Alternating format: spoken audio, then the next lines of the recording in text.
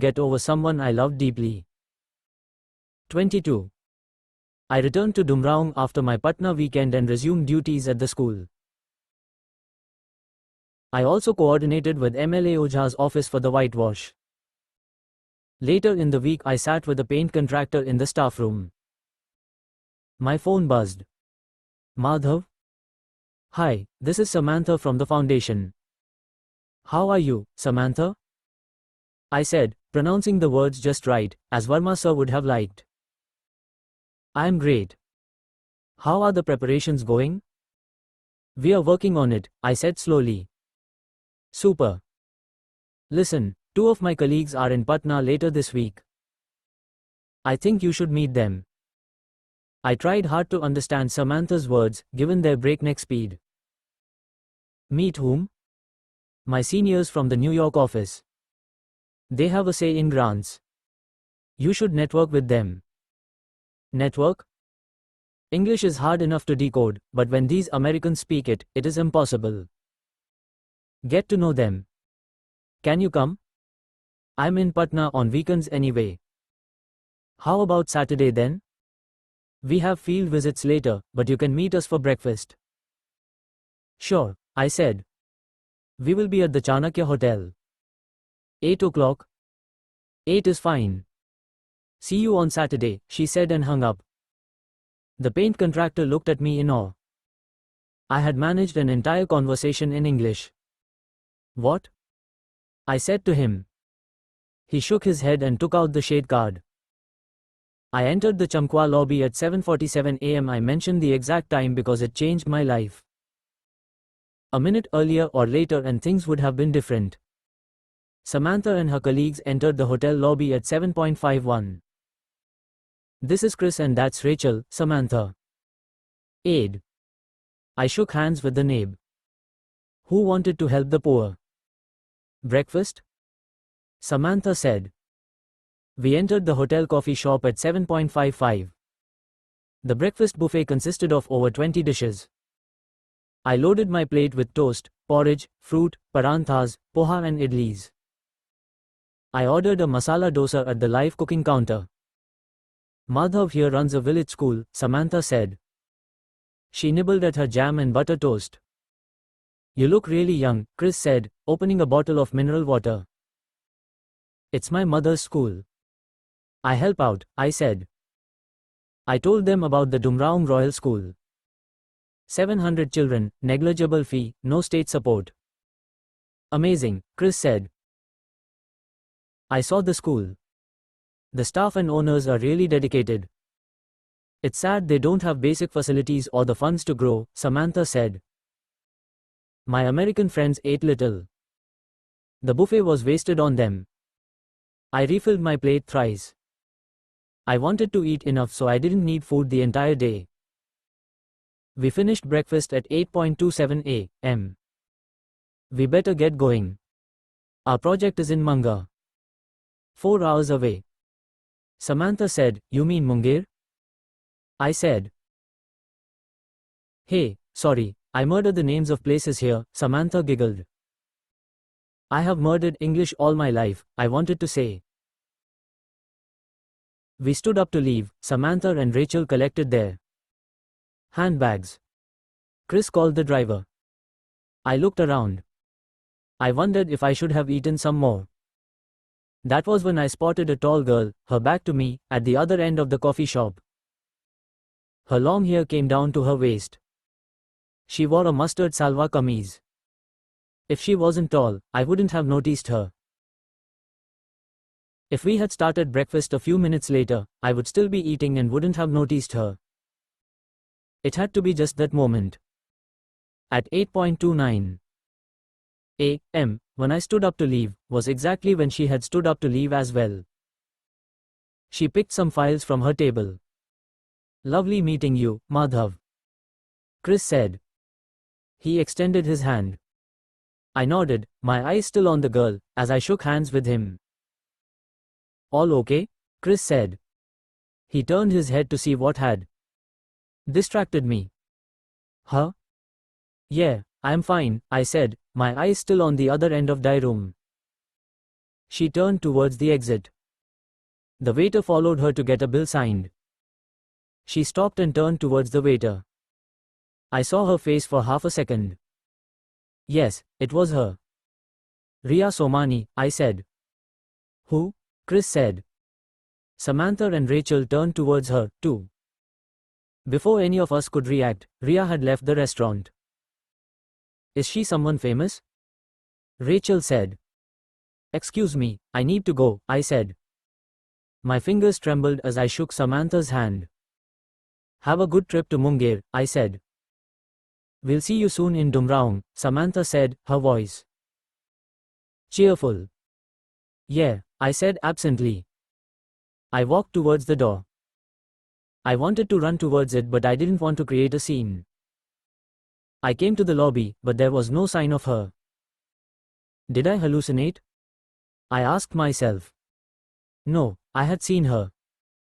The walk, the gait, the face, there is only one Riya.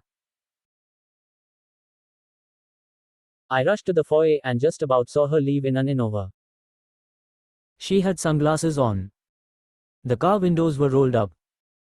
Can I help you, sir? A young hotel staff member at the concierge desk asked me. The lady who left just now. You saw her? Mustard salwa kameez? Yes. Where did she go? We don't know, sir. It's a private taxi. Will she be back? Not sure, sir. Sorry. Is there a problem, sir? I shook my head. I walked back into the hotel, wondering what to do next. I went to the coffee shop again and found the waiter. You just gave a bill to a lady. Yes, sir. She might be an old friend of mine. Can I see it? The waiter looked at me with suspicion.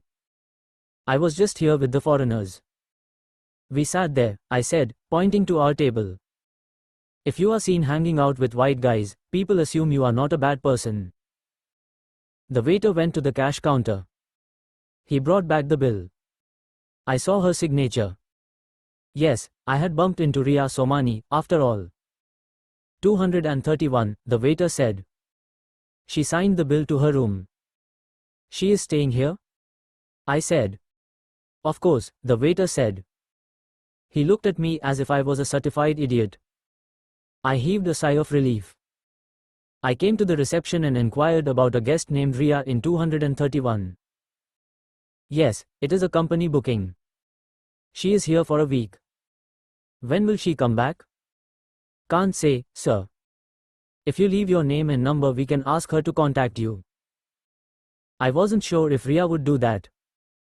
If I had to meet her, I had no choice but to wait. I decided to skip my English classes. I sat in the lobby, my eyes fixed on the entrance. I waited for 12 hours. I didn't allow myself to use the bathroom lest I miss her again. I didn't eat food or drink water all day either. My eyes scanned every car arriving at the hotel.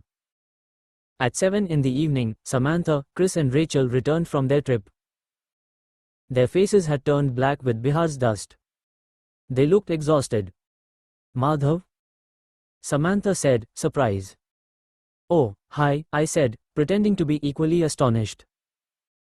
I came for another meeting. At Chanakya itself? Samantha said. I nodded. Chris said he needed a shower or he would die. They left me in the lobby and went up to their rooms. At 8:30 p.m., an Innova pulled into the front porch. Riya stepped out of it. My heart started to play hopscotch. A part of me wanted to run away. It shuddered at the thought of facing her. Another part had made me sit here without a break for 12 hours. She didn't notice me. She went up to the reception. 231, please, she said. The receptionist turned towards the key rack. I walked up to the reception. Excuse me, which way is the coffee shop? I said. I had to make it seem like she saw me first. That's Riya. She had to find me. If I found her, she might just run away. Oh my God, Riya said. Madhav Jha. Riya. Riya Somani, right? I said. Wow, you have difficulty recollecting my name, Madhav Jha. Riya Somani, I said, giving up our pretense of indifference. The receptionist seemed surprised at the happy coincidence right at her counter. Riya took her keys and we stepped away from the counter. What are you doing here? She said. Wow, I still can't get over it. Madhav Jha. I am a Bihari. This is Patna. My hometown is not far away. I should ask you what you are doing here. Work. My company sent me. Work? Yeah, you didn't think I could work? Riya said. No, nothing like that. What kind of work? You moved to London, right? Riya looked around the hotel lobby. Let's talk properly, she said. You had dinner? No. Hungry? I could have eaten the flowers in the lobby at this point. A little bit, I said. Let's go to the coffee shop. Okay, but can I use the toilet first? I said. We entered the coffee shop. The waiter from the morning was still on duty. He gave me an all-knowing surneel. I smiled back. You found madam, he said. Ass, I thought. What? Riya said. Nothing. Yes, for me and madam. Table for two, please. 23. We sat at a corner table and had our first meal together in 3 years. The effect some people's mere presence can have on you is indescribable. Everything on offer in the rather ordinary evening buffet tasted divine. The salty tomato soup was the best I had ever had. The Matar Paneer tasted like an award-winning chef had made it. The lights from the traffic jam visible outside the window looked like fireflies. I kept silent, worried I would say something stupid to upset her or, worse, make her run away. You've become so quiet, she said. Nothing like that, I said. I looked at her. She looked, if possible, even more stunning than she had been in college. So, tell me, what have you been up to? She said. Over the next 10 minutes, I told her about my life since college. You run a school. And Bill Gates is visiting it, she said. Wow. He's visiting many places. Come on, don't be modest. You are doing something so different from the rest of our batchmates. I'm a misfit, I guess. Who leaves HSBC to come to Dumarav? I said. Cool people, Riya said. Our eyes met. I tried to read her, considering she had said so little about herself. I couldn't find anything too different, apart from a touch of maturity. I wanted to ask her about her past few years.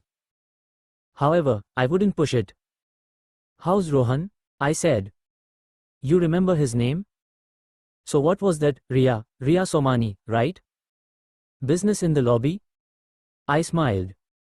She had caught me red-handed. Rohan should be fine, she said. Should be? I don't know. He must be. Rohan is your husband, right? She became quiet. You want anything sweet? They have kulfi and gulab jamun, I said, desperate to change the topic. We got divorced, she said in a calm voice, as if she had expressed her sweet dish preference. I didn't have anything to say. Apart from shock, I felt a warm tingle at the back of my neck. Had I just felt happy at what she said? I clenched my teeth. I didn't want my smile to leak out. Oh my God, that is the best news I have heard in years, a cheerful voice spoke inside my head. Even my soul jumped about in excitement. I tried to look as serious as possible. That's terrible, I said at last. She nodded. Sweet dish? I said in a soft voice. Well, the occasion did deserve something sweet. She shook her head. She looked upset, on the verge of tears. I wanted to touch her hand, but I restrained myself. What happened? I said, my tone as genuine as possible. I don't want to talk about it. I nodded. Typical Riya, I thought. Can we talk about something else, please? She said. Yeah, sure. What? Anything? You want kulfi? I said. No, Madhav, I don't want kulfi. Or anything else to eat. Can you talk about something else, please? I thought I had talked about something else. Doesn't the topic of kulfi count as something else? Well, who can are you with, girls? How long were you in Patna for? I said. My job is here. I have to find a place to live, actually. Really? Which company do you work for? Nestle. I'm in sales, for their yogurt brand. Ah, I said. What? She said. Nothing. In case you're wondering what the hell I'm doing selling yogurt in Patna, well, it's hard for a college dropout to find a job, isn't it? Especially when the dropout wants to work on her own and not with her rich dad. I wasn't wondering about that at all, I said. I really didn't care why she was in Patna. I was only delirious with joy she was in Patna. Anyway, she said, when do you go back to Dumarav? You remember Dumarav? I said smilingly. How can I forget the only prince I have ever known in his kingdom? She picked up a spoon and took a bite of my kulfi. I thought she didn't want anything sweet. Why do girls always do the opposite of what they say they want to do? She took more bites of the kulfi and ended up eating more of it than me. Do you remember anything else, Riya? Like what? Us? She looked at me. Madhav. Yes? I've changed, Madhav, she said. In college I was an immature, overprotected, idiotic 18-year-old with no clue about life. We were all young back then, I said, jumping to her defense. I'm sorry, because I know I hurt you. The last 2 years have taught me a lot. Her unexpected apology startled me. I realized that I could be in love with this Riya even more than the previous one. What actually happened? I'd rather not talk about it. At least, not now. I clucked impatiently. What? She said. Nothing. This is so you. The freezing up. I do know you, Riya, even if it was in the past. If you know me, why do you push? Who pushed? I met you after years, so asked you. However, I have no right to anymore. So, sorry, madam. I became silent. Don't be like that, she said. I looked away and spoke again. You shoved a wedding card in my hand and disappeared. I run into you after years and I shouldn't ask you what happened? You should. That is what I did. Fine, I'm sorry. And I've already apologized for the past. Madhav, look at me. I turned my gaze back to her. I could only be mad at Riya for so long. She smiled. I maintained a stern expression. Would you like to be friends with me? She said. I hate it when she says that. What the fuck is that? Is it an invitation? Is it a consolation prize?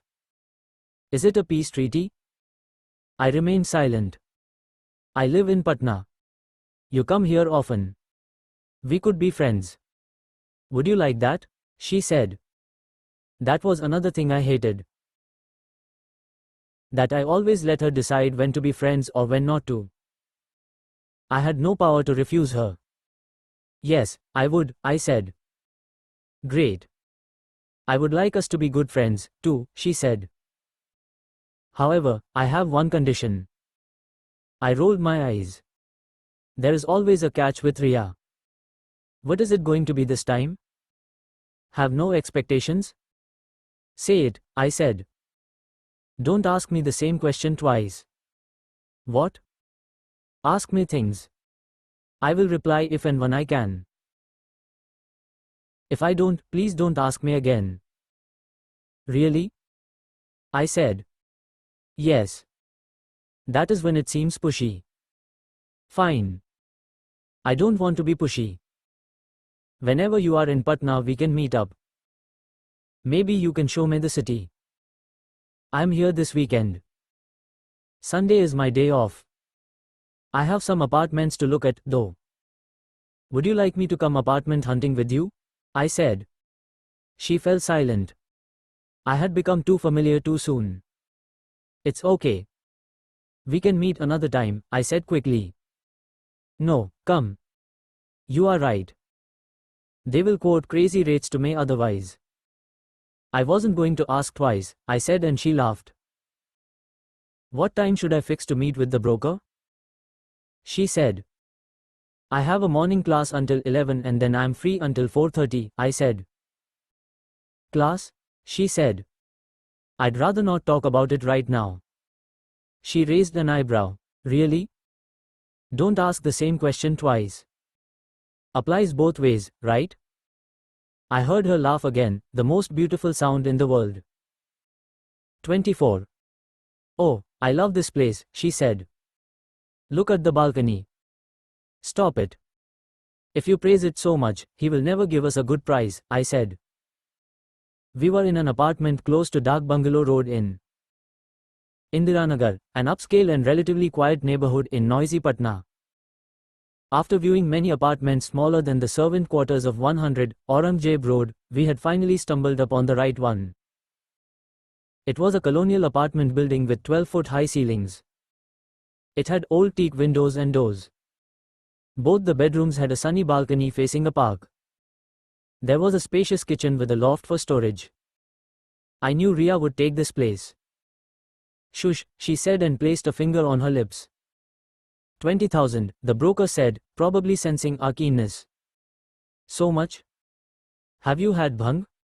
I said. It is the safest area in Patna. Madam is staying alone. And look at the balconies, the broker said. True, it is lovely, Riya said dreamily. I glared at her. She placed a hand on her mouth, as if to say, oops. 15, I said. This is a Gora flat, sir. Foreigners like these old places. I'm showing it to a Firangi couple later today, the broker said. We will take it. Done. 20, Riya said. I shrugged at Riya. She smiled at me. Rich kids think money grows like the rice in the fields of Dumarav. This is gorgeous, Riya said. She took out her mobile phone and started to take pictures. We had come to Gol Ghar, a giant round planetarium-shaped dome located opposite Gandhi Maidan. It had been built in 1784 as a granary when the British wanted a place to store grain to be used in times of famine. I bought the 2 rupee ticket for both of us. You could have bargained. He would have agreed for 18,000, I said. I couldn't let go of the place. I'm going to live there. It's important, she said. She clicked a picture of the bronze plaque, which read, For perpetual prevention of famine in this province, this granary completed on the 20th of July 1786. We climbed the steps that took us to the top of the dome. We saw wide green fields on one side and the glamour of the city on the other. The dome walls were covered with pan stains and couples. Names had been etched on the surface. Losers who think little before destroying a city's heritage do this sort of stuff. There's a reason why people say we Biharis are uncouth. Some people in my community work hard to earn us that tag. If they clean this place up, it will be awesome, Riya said. Yeah, the authorities don't care, I said. It's not just the authorities. If the people cared, the authorities would care too, Riya said. I nodded. Empty cigarette packets and peanut shells lay strewn all over the steps and on the floor. This could be a really cool IMAX theater. What's that? She told me about IMAX theaters in London. They had screens 4 times the normal size. I adjusted the heavy rucksack on my shoulder. Books? She said. I nodded. Her yellow and white dupatta fluttered in the breeze. You want to know what classes I'm taking? I said. I can't ask you again, she said and smiled. English. Spoken English. Oh, she said. Do you really need them?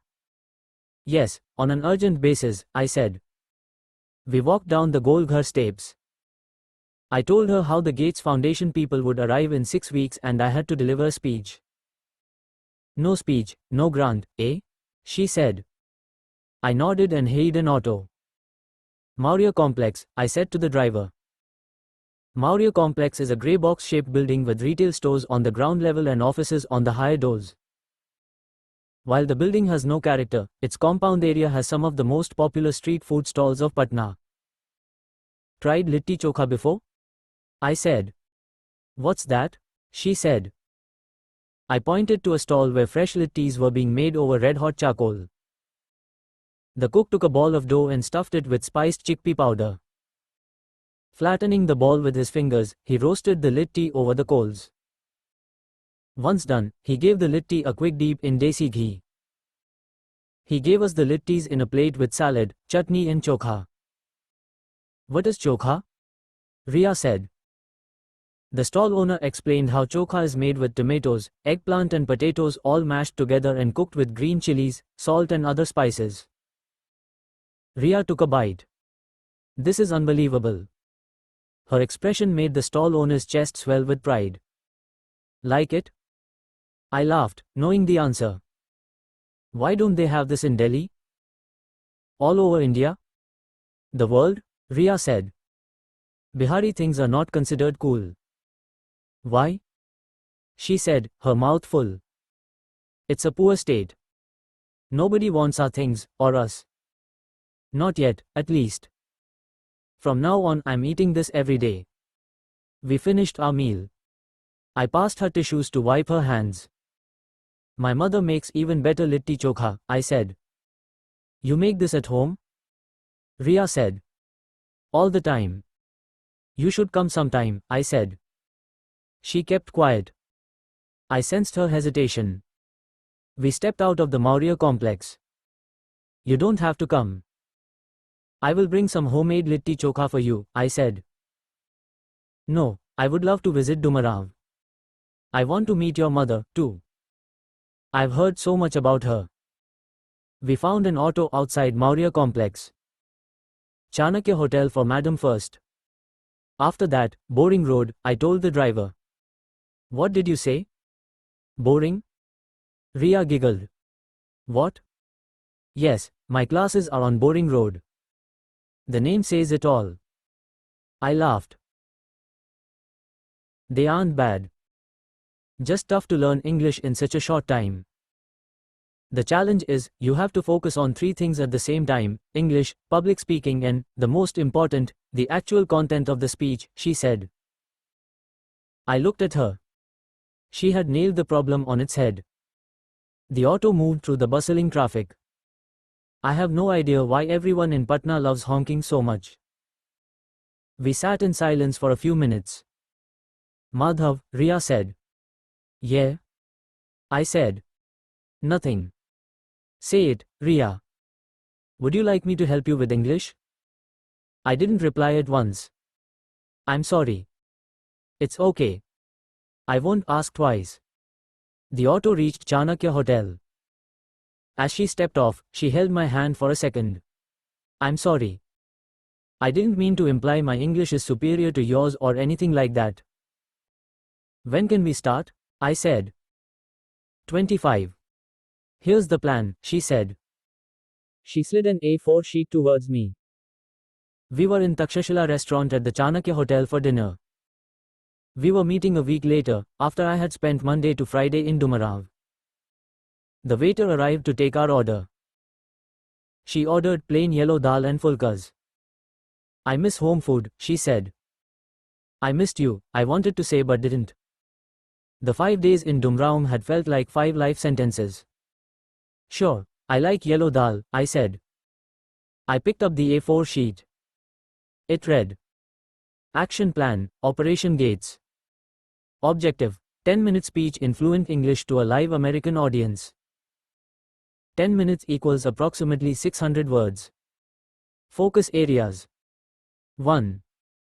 Delivery, confidence, style, accent, flow, pauses, eye contact. 2. Content, rational points, emotional moments, call for aid. I looked up at Riya. You typed all this? No, little elves did at midnight, she said. Go on, read the whole sheet. I turned to the sheet again. Top 10 tools. 1. YouTube videos of famous speeches. 2. Watching English movies with subtitles. 3. English only days, no Hindi conversation allowed. 4. Working on speech content in Hindi first. 5. Recording an English voice diary on the phone through the day. 6. Thinking in English. 7. Watching television news debates in English. 8. Calling call centers and choosing the English option. 9. Reading out English advertisements on street hoardings. 10. Reading simple English novels. I whistled. It's a different approach, she said. She walked me through the 10 steps and spoke non-stop for a few minutes, explaining each step.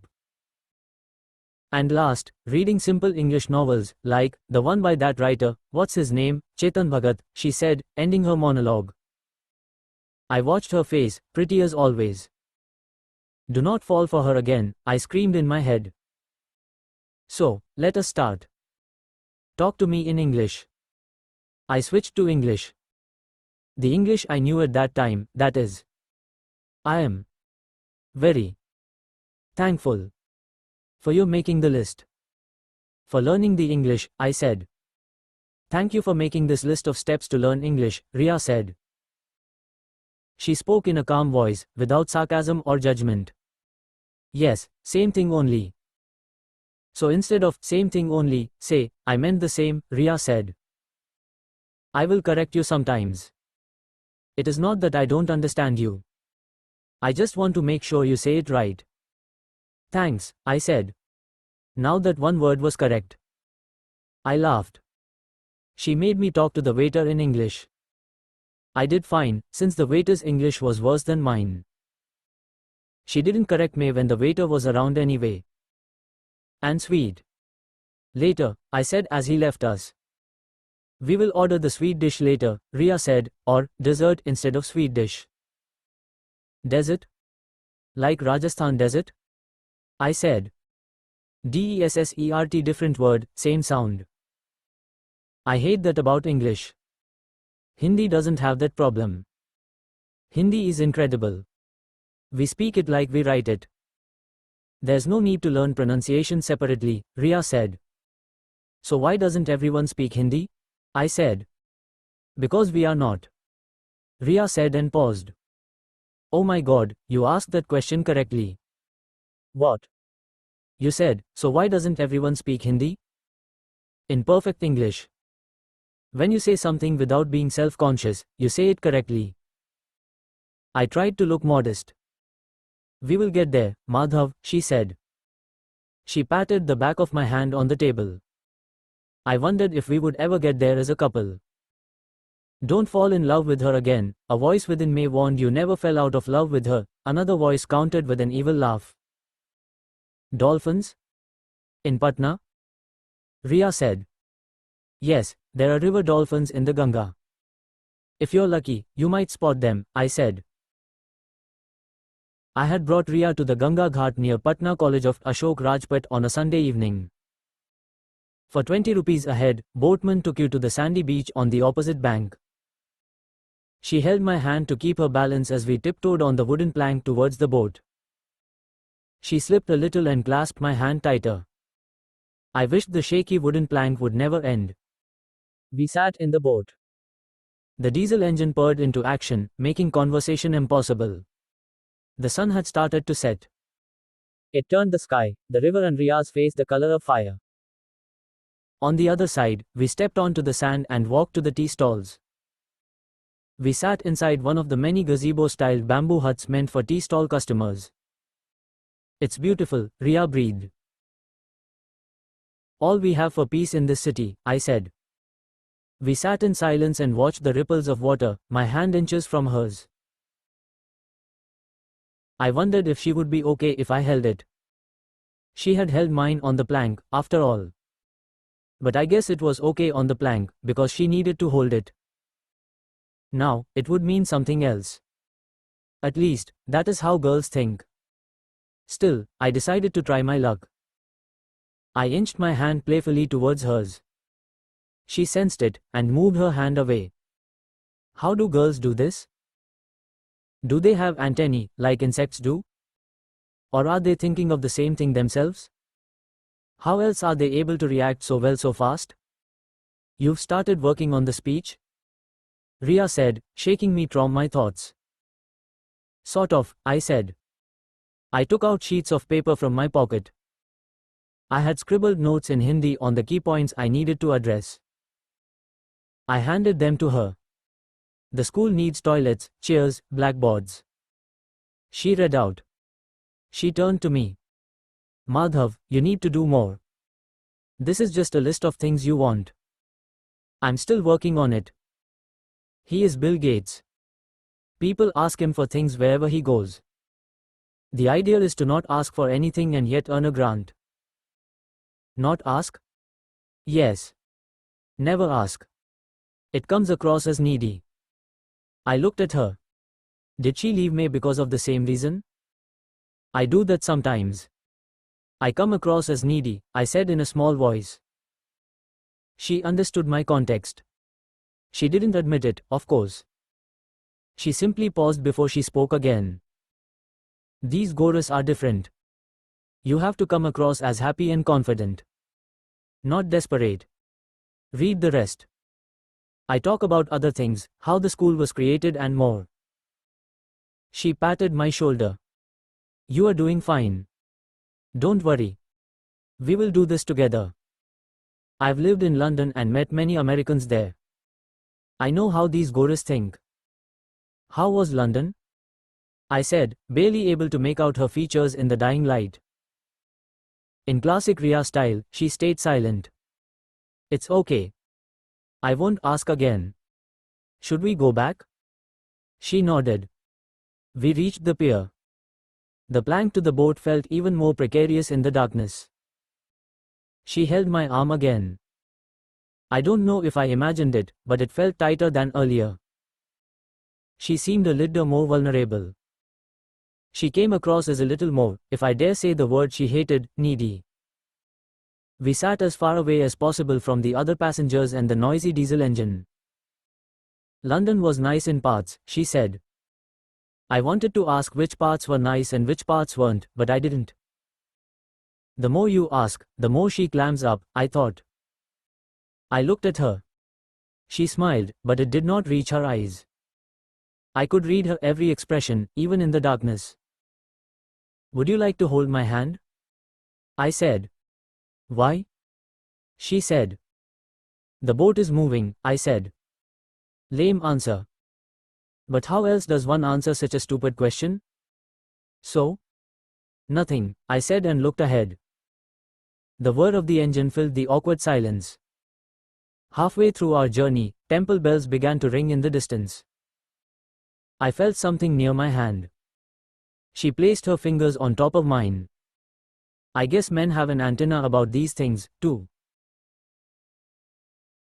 I didn't turn towards her. I knew her. If I made eye contact now, she would withdraw. I'm happier here than in London, she said. I hadn't asked her to compare the two places. When are you coming home? I said, still looking ahead but choosing my words with care, afraid she would withdraw. Soon. Let me move into mine first, she said. I'm staying back tomorrow, to help you move in. You don't have to. I hardly have any luggage. Exactly. You need to buy things. The shopkeepers will rip you off. I'll come with you, okay? Thanks, she said. I guess that meant yes. We reached the ghats. I clasped her hand and held it until we got off the plank onto firm ground. The old me would have asked her if holding hands meant something. But the old me had screwed up big time in the past. So I decided to play it cool. We took an auto back from the ghats. I talked about the furniture market near Nala Road, places to buy mattresses and the cheapest vegetable markets. Of course, these stupid topics meant nothing compared to the monumental development of her sliding 2 fingers on top of mine. We reached her hotel. She stepped off the auto. 11 tomorrow? I said. Yes, thank you so much. And I loved the river ride today. Which part? I asked and kicked myself mentally. Did I come gums as fishing? Did it set off the desperate alarm? Everything, she said. Miss Diplomatic Somani is not that easy a nut to crack, after all. 26. I am officially, completely, exhausted, Riya said. She wore a pink kurti and dark blue tights. Her face had turned pink to match her kurti. She plonked herself on the 4 mattresses we had dragged into her apartment. Remove the plastic covers at least, I said. She ignored me. She lay down on the mattresses and did side leg twists like we used to do on court. Cut the drama, I said. Do we have to do everything today? She said. We had made 4 trips to the market, 1 each to buy groceries, electrical appliances, utensils and mattresses. Why do you need 4 mattresses? I had asked her in the shop. 2 for the bedrooms, and 2 will become a divan in the living room. I don't have a sofa. Let's get a sofa, I had said. She refused. She wanted a casual chic look. I guess it means not rich looking but still classy. Get up, I said and pulled her up by her hand. Thanks, she said. Thanks for everything today. Mention not, I said. Please don't mention it, she said.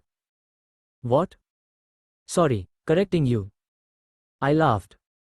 I thought we only learnt English on weekends? I said. No, sir. We practice it all the time, she said. I looked at my watch. It's 9. I better leave. What about dinner? I'll get something from outside, I said in slow but correct English. Why? We have stocked up.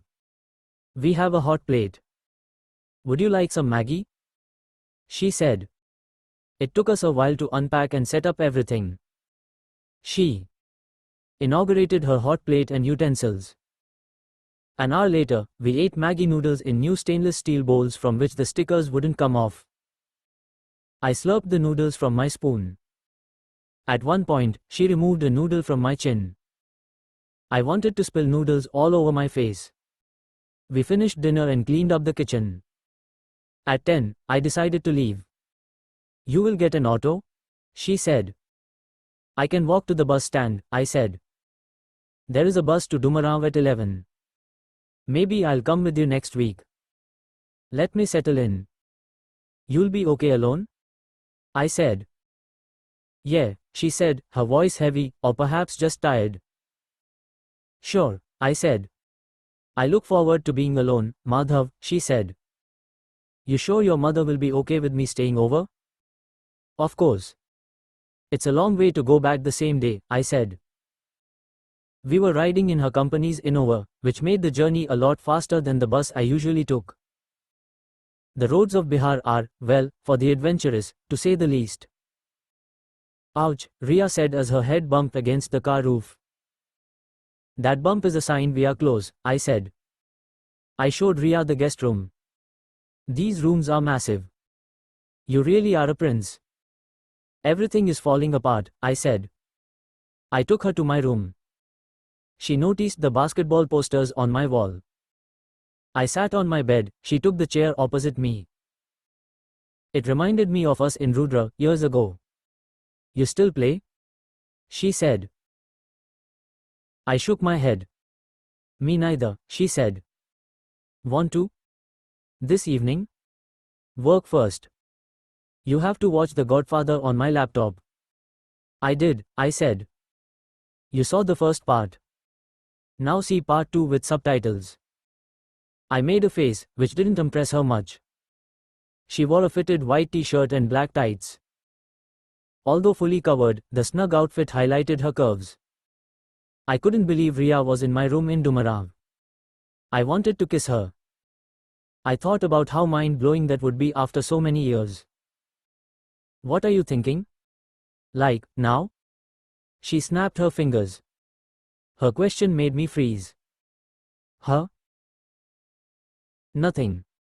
Lunch. Should we have lunch? Did you think of that in English or Hindi? I tried to remember. Well, I had not thought about lunch at all. I had thought about kissing her. And you don't think that in any particular language.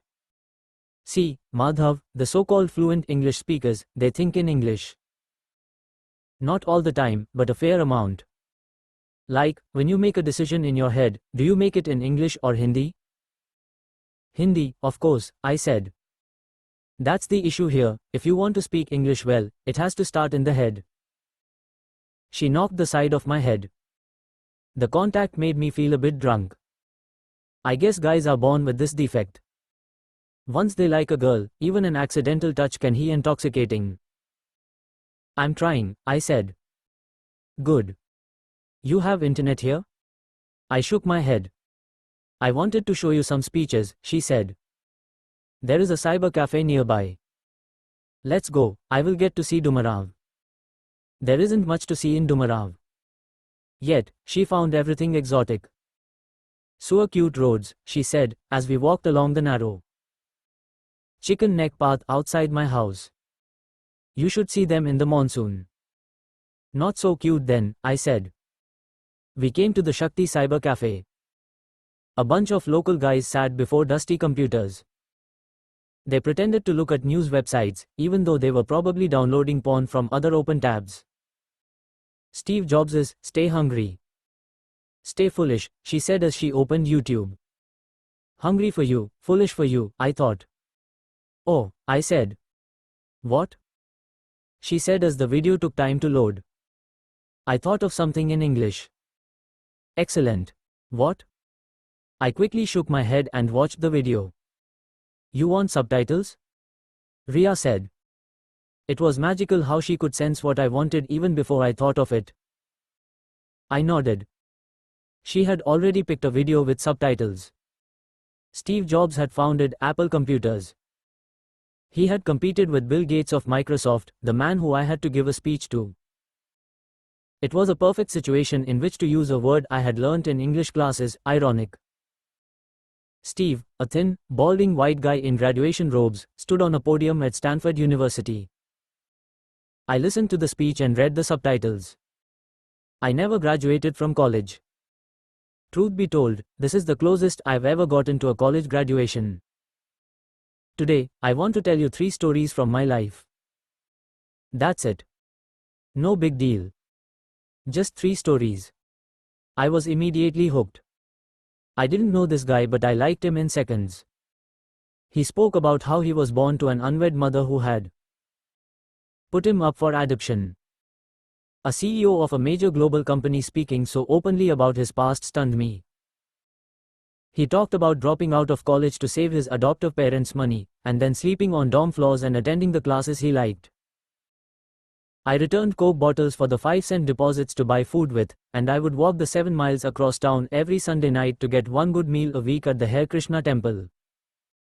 I loved it. He had said nothing about his achievements yet. Still, you felt his greatness. And most important, have the courage to follow your heart and intuition. Intuition? I said.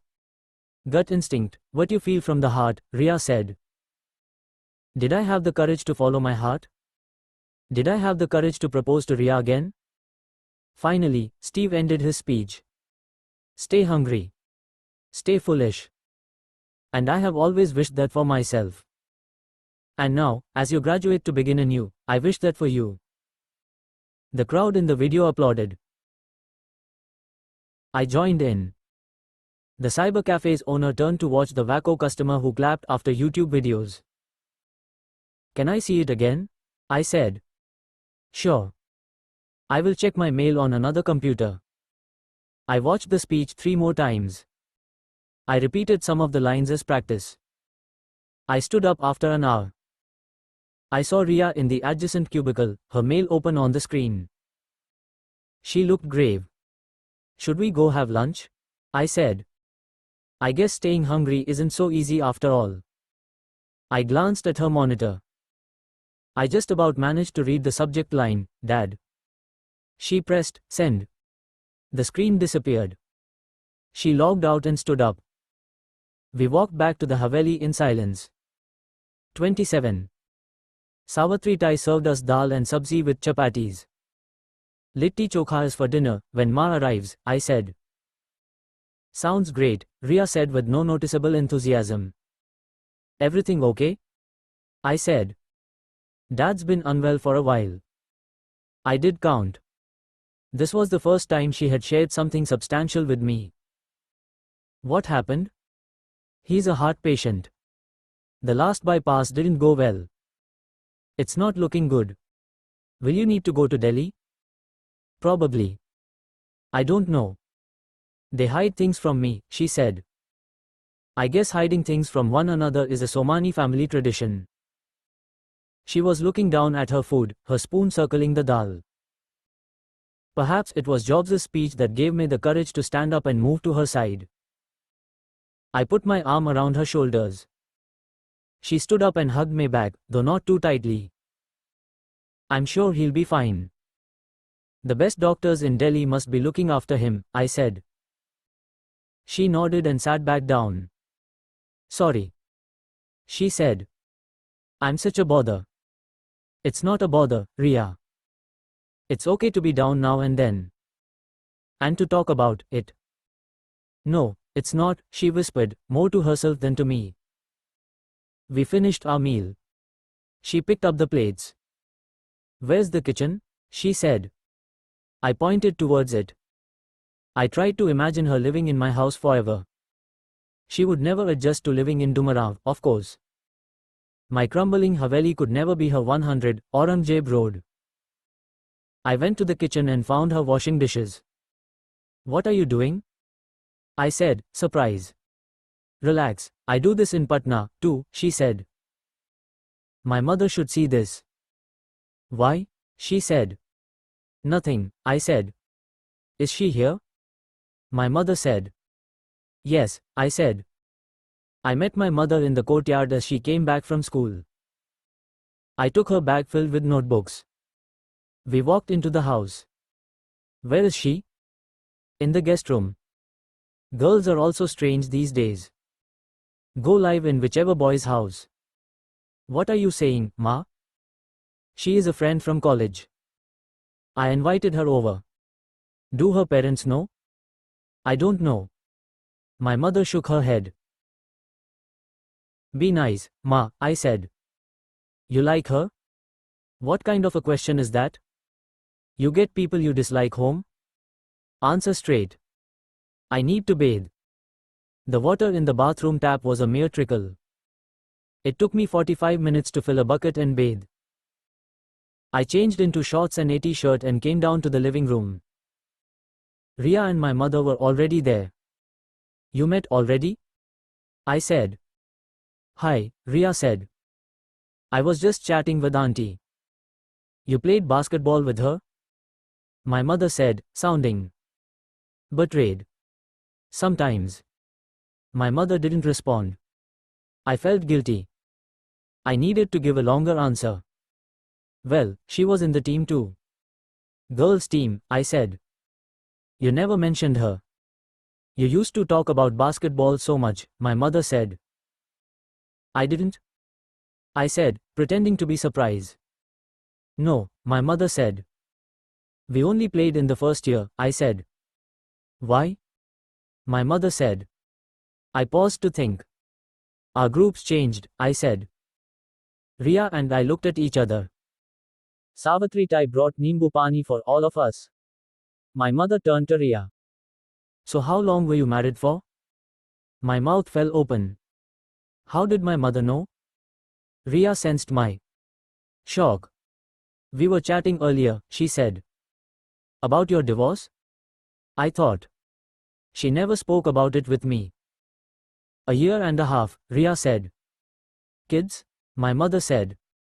What the hell? What is Ma talking about? Riya shook her head. Why did you get married so early?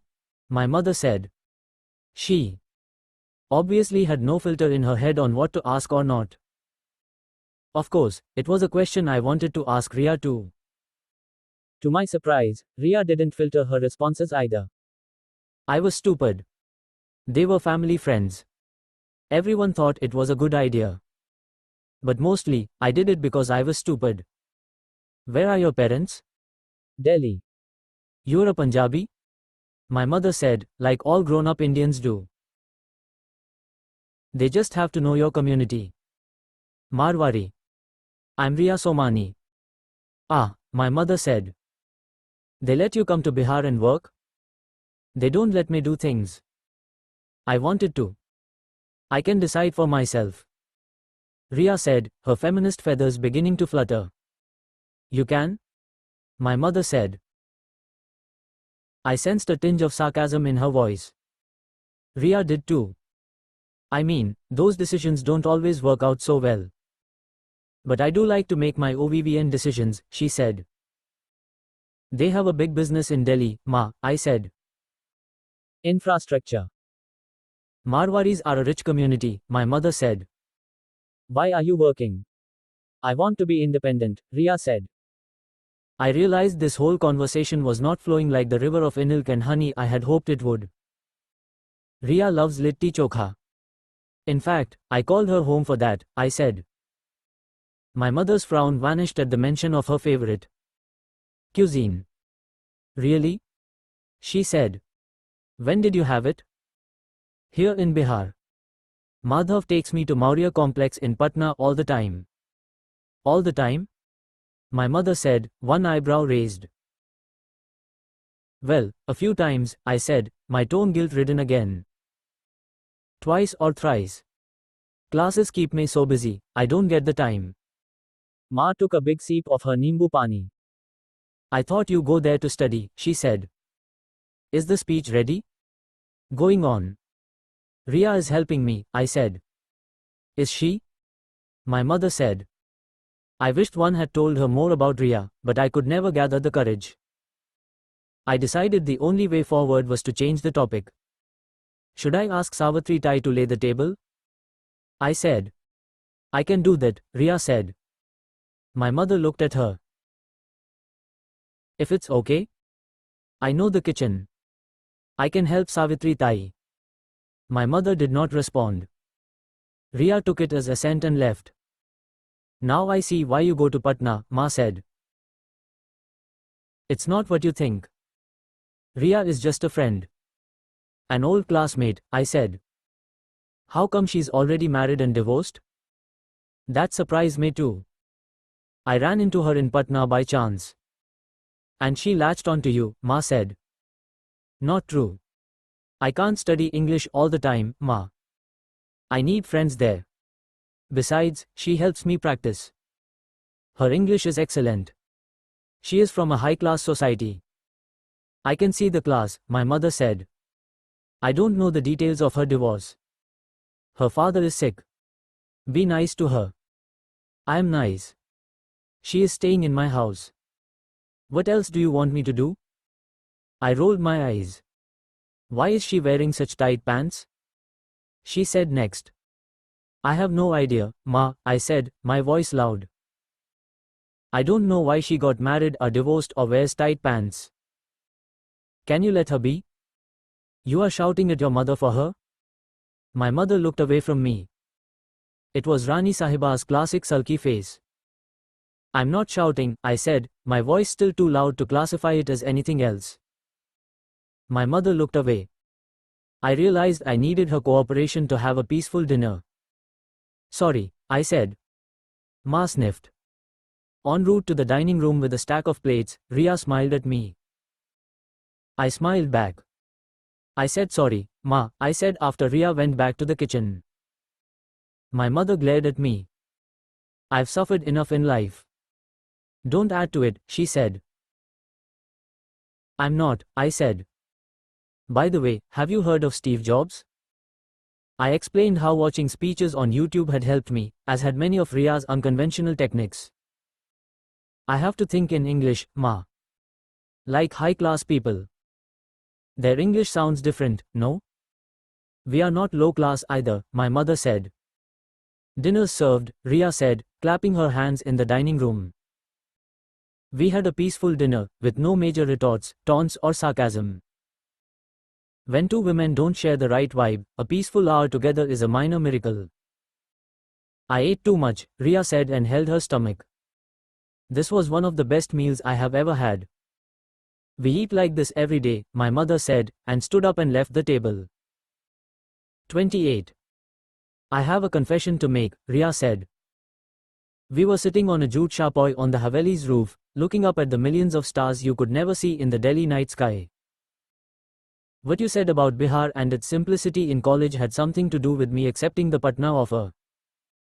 Really? I said. And that you hope to run into me? Yeah, right. She laughed, so I couldn't tell if she was being sarcastic. Don't worry about my mother, I said. I'm not. Why should I be worried? She said and smiled at me. All mothers are the same, I guess. Meaning? Nothing. She's Rani Sahiba.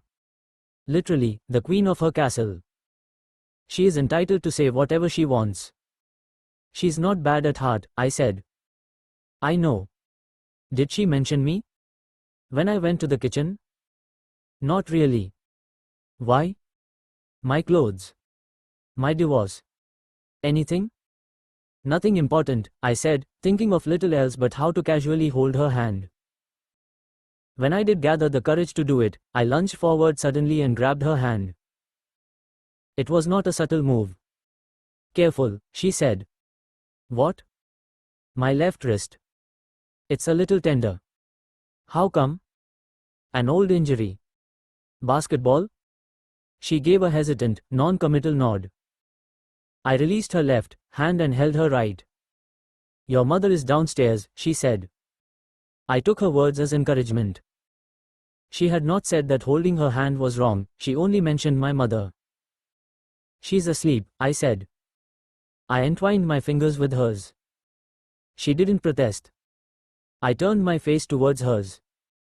She freed her hand and slid a few inches away. Hey, you want to do speech rehearsals here? It's a good place to do it, she said. It is unique, the grace with which girls can deflect situations and topics. Not now, I'm tired, I said. Should we go downstairs then? Riya said, all innocence. I looked into her eyes. She understood that look. We had shared it years ago in college. I leaned forward, my lips an inch from hers. No, Madhav, no, she said and gently placed her hand on my chest. However, she didn't push me away, her fingers were directly over my heart. I leaned back a bit. Why not? I said. We agreed to be just friends, no more. Why not? Don't ask the same question twice. I can try twice. I leaned over again. This time, she pushed me back. Don't do this. Please. Her eyes were wet. I withdrew. Can we at least talk? I said, losers get words from girls.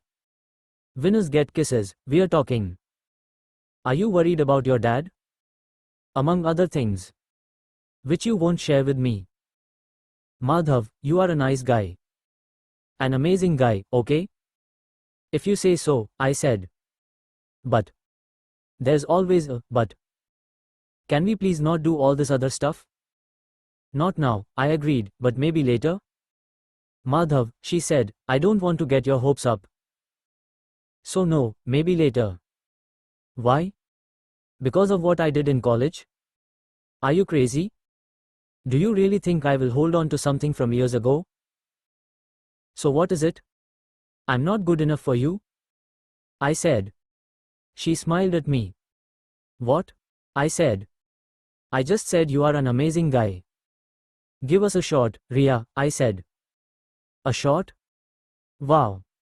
Someone knows English slang. A chance. Whatever. Anyway, let it be. Okay, fine, friends. I realized I had blown my moment. A failed attempt at kissing has to be aborted, not converted into an argument. We stayed silent for a minute. My father is dying, she said. And I don't know what to feel. He is your father. Yes. I hope he makes it. I can't live without you, Riya, I said, or rather, blurted out. She turned to me. Not again. Sorry, I said. I turned the other way. Girls have no idea how much it hurts when our love is rejected. Yet, men are expected to keep trying and take hits all the time. She held my hand. I pulled it away. Be a man, they say. Well, it sucks to be a man sometimes. Stop sulking, Your Majesty, she said. One kiss, I said. What? Just one kiss. After that I promise we will be friends. Just friends. How does that work? I don't know. I can't get that one kiss out of my head. I need to know I mean something to you. I understand your situation, the divorce, your dad and your job. I won't expect anything. I will let you be. I will be a friend and value you as one. But just one kiss. She applauded. What? You said that entire thing in English. Oh my God, Madhav. For a moment I forgot about the kiss. I reflected upon my achievement. I really did, I said, surprise. Awesome, she said. I returned to reality. So, yes, one kiss. But. Shush. I said and kept my hand on her mouth. I came forward and kissed my fingers placed on her lips. Her eyes blinked in surprise. I removed my fingers. My lips landed on hers. We had kissed exactly 3 years, 4 months and 11 days ago. She put her arms around me as if to keep her balance. The kiss was light at first, and then picked up intensity. Frogs croaked, crickets chirped and the breeze soared as Dumraum's night sky witnessed Bihar's, if not the world's, best kiss ever. She buried her face in my shoulder. More than kisses, I could tell she wanted to be held, as if she had not hugged anyone in a really long time. I held her tighter, landing kisses wherever I could, on her face, neck, lips. After a minute, or maybe an hour, she stirred. That lasted a while, she said. Still counts as one kiss. Was it nice?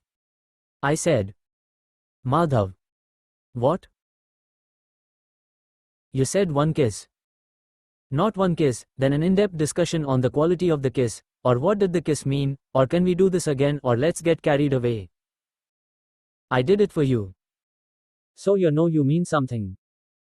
But please don't discuss, mention or bring this up ever again. I looked at her, shocked. How can you brush aside the most incredible kiss in the state, possibly the world, without even a basic review? But I said, fine. Sit up, she said. She sat cross-legged on the chapoy. I faced her, but I moved far enough so she wouldn't feel I could strike again. She smiled at me. What? It was nice, she said. What was? What we just did. We sat up cross-legged. That was nice? I said. Yes, she said and laughed.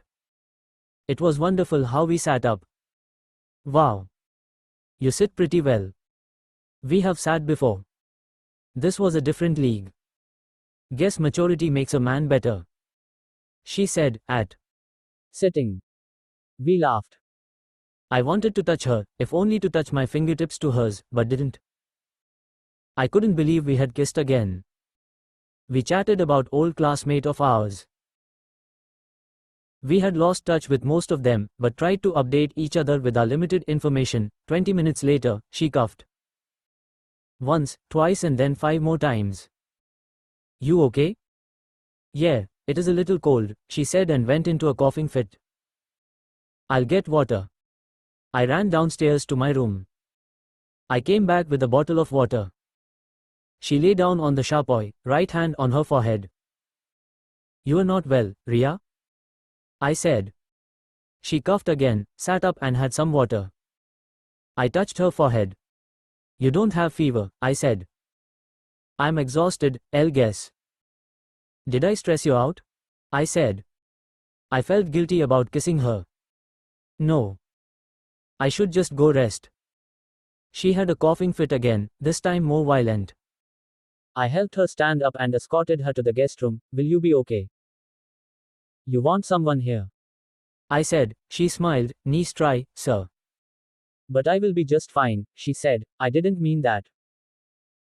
I could wake up Ma. No, no, please. I need sleep, that's all. We are going to the school tomorrow, right? If you're feeling better. I'll be okay. Good night, Madhav, she said. Good night, Riya, I said, not wanting to leave.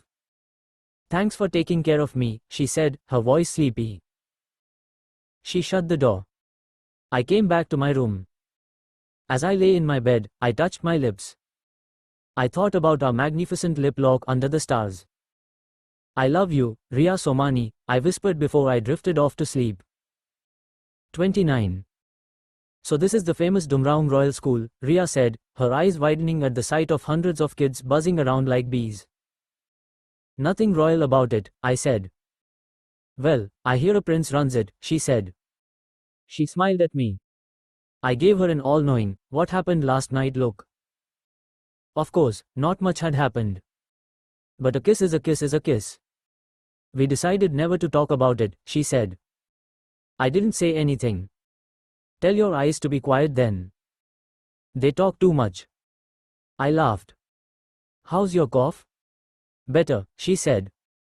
We reached school at 9, 2 hours after Ma. Riya had slept in. Since she did not know the way, I had to wait for her. She had donned a skirt and top first, but I had asked her to change into a salwar kameez instead.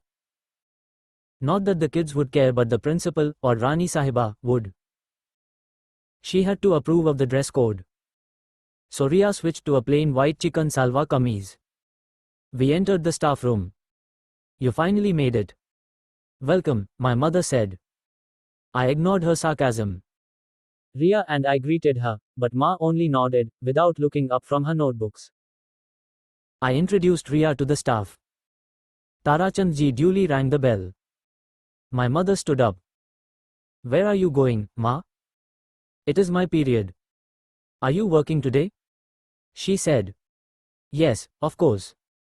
Good, because I have 100 books to correct. She sat down again. Is it okay if Riya waits here? I said. Oh, I could walk around, Riya said. It's fine, my mother said.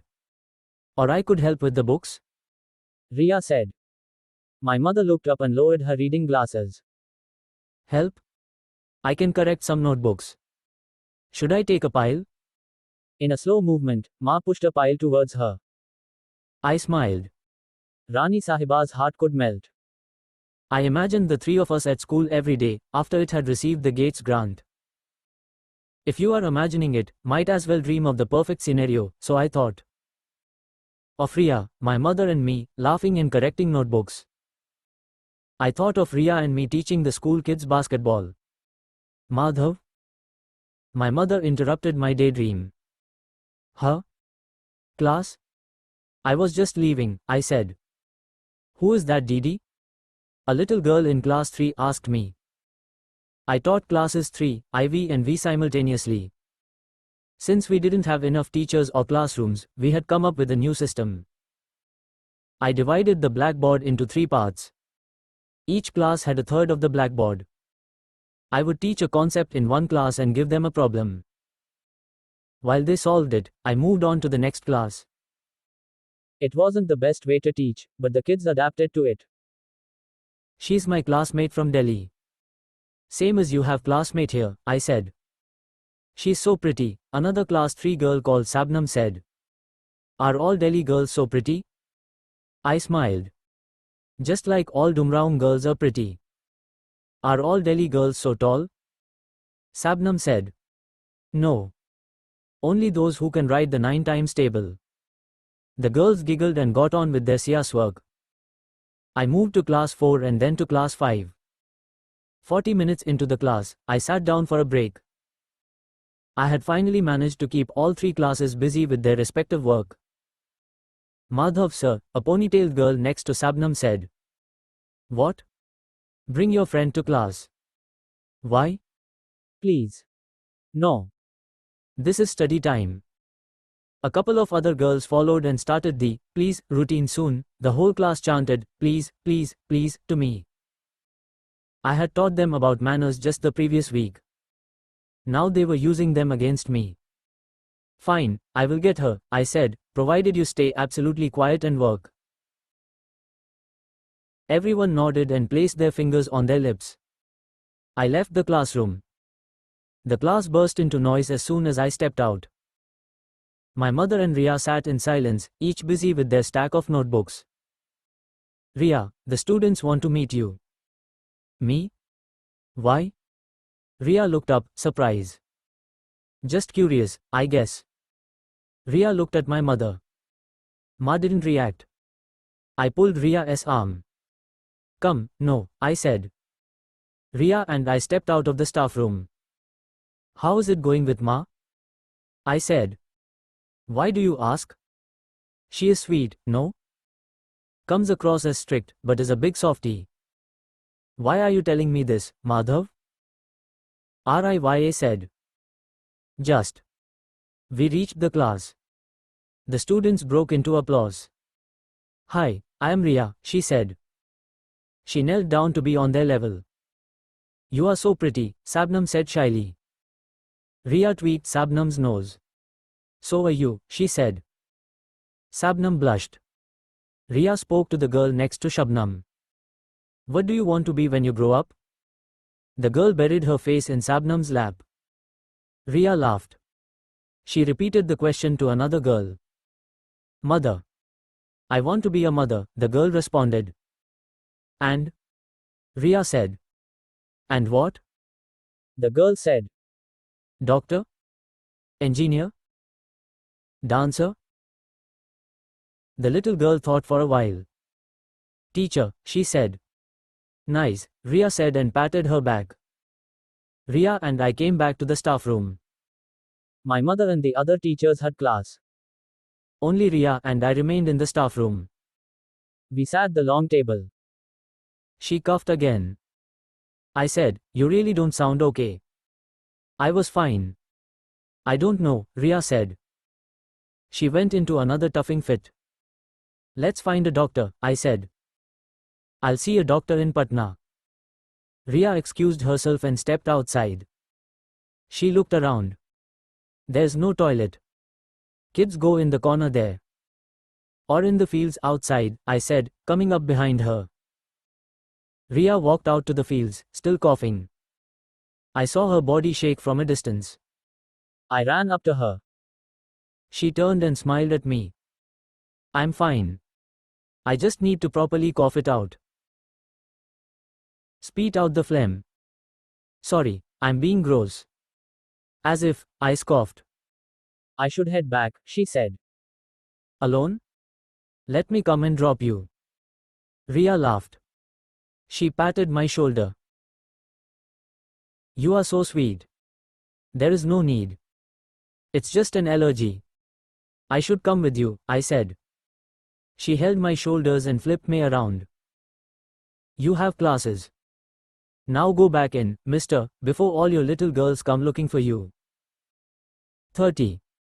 Louder, Madhav. You are speaking like a mouse, Riya shouted, in contrast to my meek voice. She was grouchy, perhaps because I had made 6 mistakes in my last rehearsal. She stood before me and stomped her feet. She wore an oversized purple t-shirt and Bermuda shorts. Purple suits her, I thought. Everything suits her. You realize your speech is the day after tomorrow? She said. You are making me tense, I said. Fine. She threw her hands up in frustration. Tense is not good. I'm calm. You are calm, she said, trying to swing my mood. I'm screwing this up, I said. I sat down on her double mattress divan. I had come to her house on Sunday evening for a final rehearsal. Gates was arriving on Tuesday. I had to leave for Dumraung tomorrow. It's looking staged. They will see that I'm no good at this, I said. Relax, Madhav. I'm sorry, I shouted. She sat next to me and held my hand. She coughed again. It was my turn to shout. Who is this stupid doctor who can't treat your cough? I don't know. It's an allergy. Something in the air. Can't figure out what's making it flare up. What is the doctor in Delhi saying now? Riya had gone to Delhi last month, after her family asked her to come meet her father one last time.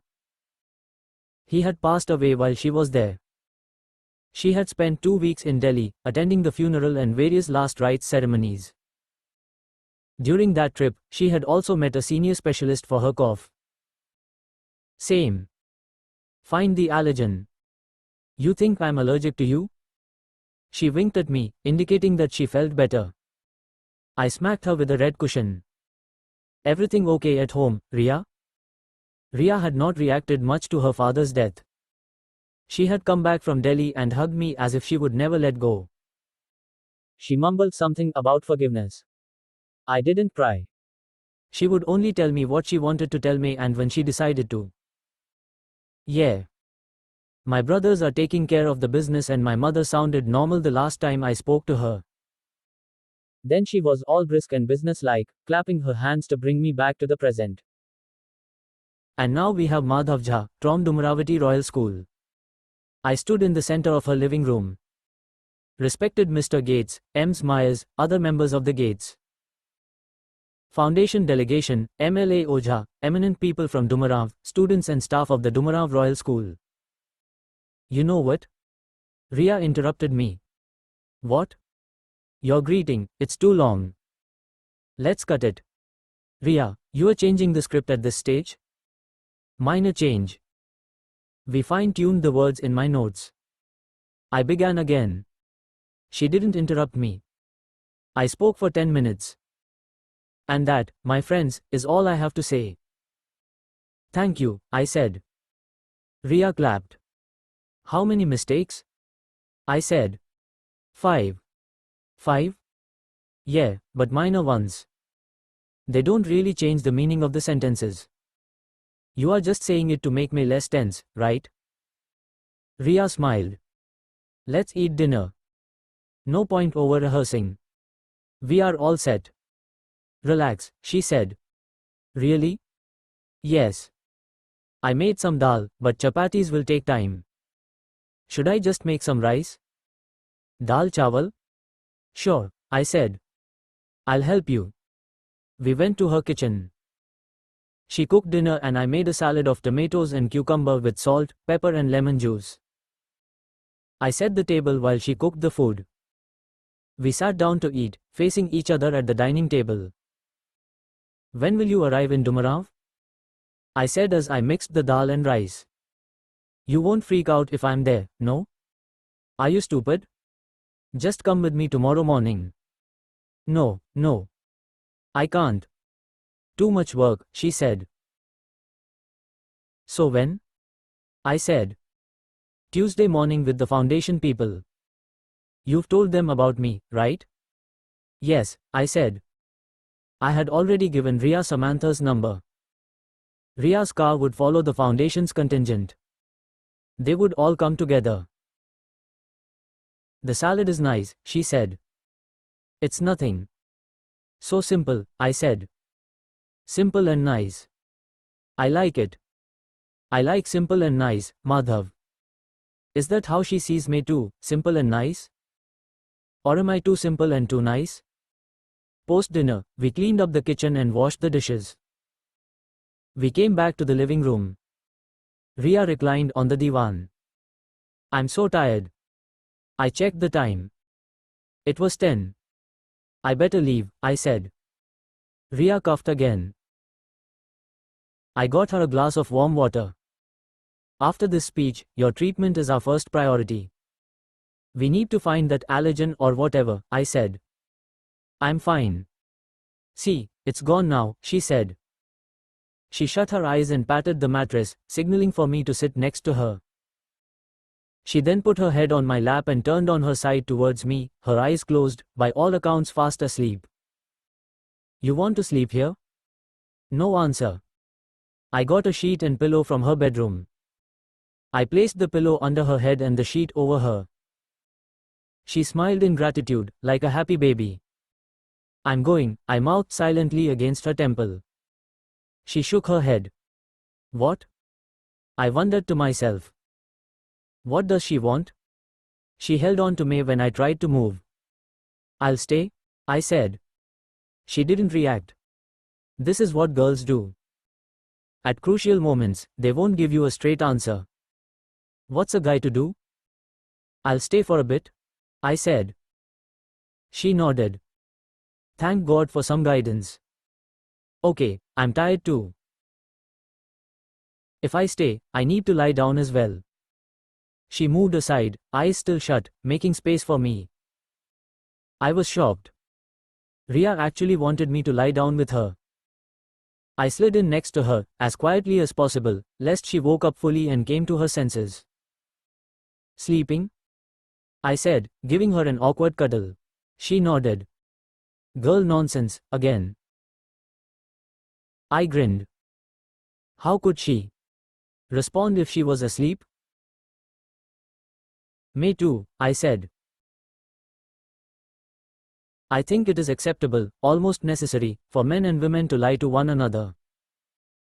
She turned on her side and placed her arm around me. She also curled up a little, so her chest would not come too close to mine. Only her arms and knees touched me. Girls are really good at such stuff. Even in sleep, they can contort themselves to maintain the boundaries of appropriate physical contact. I shut my eyes. Of course, I could not, just could not sleep. I wanted to hold her close. I wanted to kiss her. Restless, I placed an arm around her. I think girls actually believe guys can casually place their arms around them with no other idea in their heads. I didn't have courage to do anything else. Maybe she is getting comfortable with me, my mind told me. Why risk it? Chill, Madhav, chill. The same mind came up with a different theory a few seconds later. What if she wants you to do something? She's created the setting. Now if you don't act, she will probably think you are a wimp. Do something, Madhav. Don't just chill. The stress of two conflicting ideas in my head made me restless. Riya's smooth arm on me made things worse. I tossed and turned. Meanwhile, she slept. 2 hours later, Riya opened her eyes. I had involuntarily poked her shoulder. I had pins and needles everywhere from trying not to move. What is it? She said sleepily. You're awake? I said, all sparkly voiced. You woke RNE up, she said. Sorry, I said and patted her shoulder. Go back to sleep. Are you tense? A shiver went down my spine. How did she know? God has given too many senses to women. A little bit. Don't worry. You will perform fine. Huh? What? I said. What is she talking about? Then it struck me. Oh, yes. I've done my best. The rest is up to Mr. Gates. Exactly. Now sleep, she said and closed her eyes again. Riya. I want to say something, Riya. Shush, she said, eyes still shut. She placed a finger on my lips. Say it to Bill Gates first, she said and drifted back to sleep. 30 minutes? Our program lasts an hour, I said, my voice indignant. Samantha had called me on Monday morning, a day before Gates's visit. I'm sorry, Madhav. It's a really tight schedule for Mr. Gates. Maybe you can cut down on a few things. But the kids have been preparing for months. My apologies. Trust me, we have actually cancelled a few places. But there's no question of cancelling your school. Fine. What time? 10:30 sharp. See you. I went with Tarachand JT to inspect the empty field being converted into a parking lot. From a distance, I could hear the sound of students practicing the welcome song. We had stopped classes for a week to focus on the annual day. Students had planned the cultural program, scrubbed the floors and walls of the school, drawn new charts and made props for the stage. I went to the staff room and told my mother about the shortened length of the visit. She said, it was a stupid idea to call these moody goras to school. We've been going mad for the past few weeks for them, and now see. 31. At 10:15 on Tuesday morning, my phone rang. We are entering Dumarav. 10 more minutes, Samantha said. I rushed to the school entrance. 20 kids assigned to be the welcome party formed two lines facing each other. Each held a plate with rose petals to be showered on the guests. A girl from class 5 would apply the ticker. Parents had already arrived. Over 1,000 guests sat on red plastic chairs under the tent set up for the occasion. Dignitaries and special invitees sat in the front VIP rows. The fleet of 8 cars became visible. The kids in the welcome team squealed in excitement. They started to throw flower petals at each other. Stop it, I said to them. Mr. Gates stepped out of his car. Media persons surrounded him, taking pictures non-stop. A team of 10 Americans, including Samantha, and 5 Indians from the foundation, stood behind Mr. Gates. Hi, Riya's voice startled me. I turned to face her.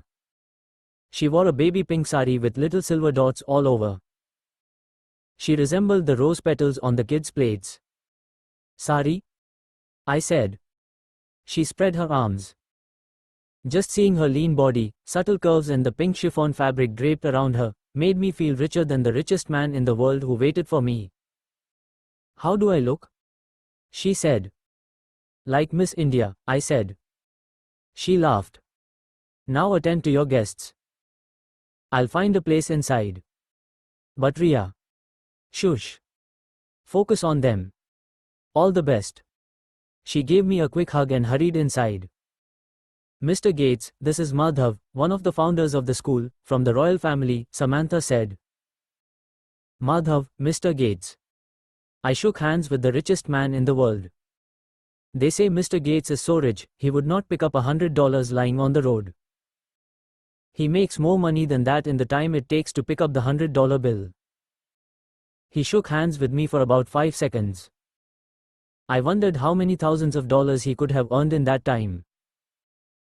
Good to see you, Madhav, Mr. Gates said. He spoke like an old friend. Students threw petals on him. Samantha made urgent motions that we start the function soon. A mini stampede occurred on stage. The welcome song kids bumped into the dance kids, both sets unprepared for the merger of their programs. The welcome song, A Saraswati Vandana, had not even ended when Bollywood music took over. The mashup sounded odd but the audience clapped energetically. I sat next to my mother on a sofa in the front row. My eyes hunted for Riya. She sat 10 seats away on my left. I gestured for her to come sit next to me. She smiled and declined from a distance. The dance ended with kids dancing to Salman Khan's hit number, Oh, Oh Jaane Jana. My mother went up on stage and the music faded. She spoke in Hindi. Thank you, children. Can we have a big round of applause for the children, please? The crowd dapped hard. Let's also welcome Mr. Gates and his team, who have come all the way from America, she said. The crowd responded with loud cheers and more applause. Mr. Gates turned around in his seat and waved. And now, I understand we have little time. So can I invite Prince Madhav Jha to give the welcome speech? The crowd cheered. My heart started to beat fast. I stood up and walked to the stage, passing Riya, who gave me a thumbs up. I sprinted up to the stage. I scanned the crowd of over 1,000 people from left to right, right to left. The crowd had stopped clapping and were now waiting for me to speak. I took the mic in my hand. It slipped a little in my palm, which was sweaty with nervousness. Not a word came out of me. Nothing. I saw the sea of people. Even though I had practiced the speech a million times, I couldn't say a thing. People were beginning to look a little puzzled. Was it a mic problem? They wondered. I saw Riya in her pink sari in a corner of the front row, her eyes on me. Slowly, she stood up. I felt anxious. What would the crowd think? However, she simply changed her place to come sit right in front of me. I lip read her. One line at a time, go slow, she mouthed.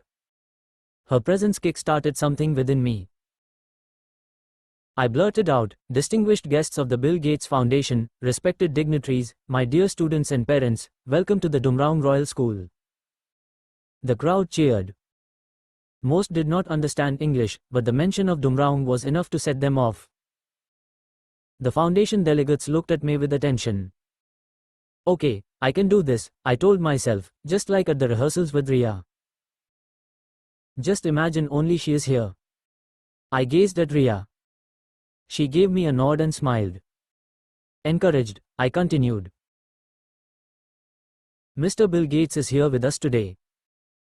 He is the richest man in the world. I'm sure he is sick of being told that all the time. From a distance, I noticed Bill Gates smile. He is listening to me, I thought. Sir, you know that rich in terms of money is not enough to have the richest life. That is why you are here. In my Bihar, which, even though we love it, is one of the most backward places on the planet. Riya was nodding after every line. And in this backward Bihar is this extraordinary school. This school with 700 kids, 3 teachers, negligible fees, no proper classrooms, no toilets, no real government support and yet, a lot of riches. Riya gave me 2 thumbs ups. Okay, no mistakes so far. The real riches here are the kids. I am supposed to teach them. However, they have taught me so much. We grown-ups complain about what is lacking in this school, but these kids, they never complain. Come to our school at any time and you will hear only one thing from them, laughter. The front row, the people who understood me, broke into applause. The subsequent rows followed a minute later, if only to show that they understood as well. If you ask these kids, they will say this is the best school in the world, they love their friends. They love whatever they get to learn here. However, I know this school can give them more. I know kids deserving more only. Riya frowned. Damn, I've made a mistake. It should be, I know the kids deserve more. I was panic-stricken. Riya gestured for me to breathe. I inhaled deeply and exhaled slowly. Compose, I continued, I know the kids deserve more. Because I have seen the value a good education can add. It is not just to get your job. It is not just about knowledge and the new things you learn either. A good education gives you self-confidence. I paused to consult my notes. I looked up and spoke again. Today, I speak to you in English. I didn't know this language well. I was scared and ashamed. People made fun of me. I spent my whole college life with a complex. I don't want that to happen to these kids. I don't want anyone to tell them they are not good enough. People clapped. I don't know if they understood me, or if they had just connected with the emotion in my voice. For that I need resources. I need good teachers. However, good teachers won't come to a school without basic facilities. Students can't be taught without proper classrooms. You can't have a real school without toilets. Riya's eyes stayed on me. They kept me going. I don't want to beg from our government. I don't want to beg from anyone, actually. Money is not my thing. I left a job at a multinational bank to be here. But sadly, you need some money to do even good things in life. Riya signaled for me to sign off. The speech ended around here. However, I continued to speak, unrehearsed and impromptu. Mr. Gates, people must tell you that you are a lucky man to have so much money. It might irritate you also, since what you have achieved is not just because of luck. It is because of your creativity, vision and hard work. You deserve it. However, let me tell you one place where luck helped you. Riya looked at me, shocked. When had I come up with all this? She seemed to be wondering. I continued, where you are truly lucky is that you were born in America. To be born in a country where everyone gets a chance. One of my kids may have it in him to open a global company like yours, but he won't get a chance. Mr. Gates, you were lucky to get that chance. Today, we don't run the school in the hope of aid or recognition. All we are trying to do here is ensure that every kid in our school gets that chance. Thank you. Thunderous applause. Some in the crowd, including Riya and Mr. Gates, stood up. Soon, the rest of the crowd followed. I received a standing ovation. I couldn't believe I had delivered the speech I had obsessed over for months. I couldn't believe I had conquered one of my biggest demons, English. I folded my hands and left the stage. I walked back to my seat. My mother turned to me. You learned so much English? She whispered. She taught me. I pointed to Riya. My mother and Riya smiled politely at each other. Students took over the stage again. They did a dance drama about Lord Krishna, the naughty boy who stole butter. The shortest student in class 2, a little girl called Karuna, played Krishna. She wore a headband with a peacock feather stuck in it. After it was over, my mother went up on stage and thanked the participating students. Samantha from the Gates Foundation came up to me. Bill needs to leave. Otherwise we will be late, she whispered in my ear, her voice rushed. Won't he give a speech? I said. He never does. My heart sank. I wanted to ask her how the speech went, but Samantha seemed too stressed out to notice or care. I would like to call Mr. Bill Gates on the stage to say a few words. My mother said. Mr. Gates smiled and folded his hands, however, asking to be excused. I ran back up on stage. My mother seemed surprised. I took the mic from her. Mr. Gates needs to leave. If it's okay, I would like to call in on stage to accept a small gift from us, I said. Mr. Gates obliged. He came on stage, along with 2 members of his foundation. A class 5 girl arrived with the gift. It was a small hand-painted clay pot. Several students had drawn flowers on it. In the pot was a flowering plant. It's beautiful, Mr. Gates said as he accepted the gift. I smiled at him. Nice speech, he said. Thank you, sir, I said. I shook hands with the other 2 delegates on stage. One was Phil and the other was Roger, a young assistant to Mr. Gates. Phil, do you want to? Mr. Gates said. Yeah, sure, Phil said. Want to what? I wondered. 32.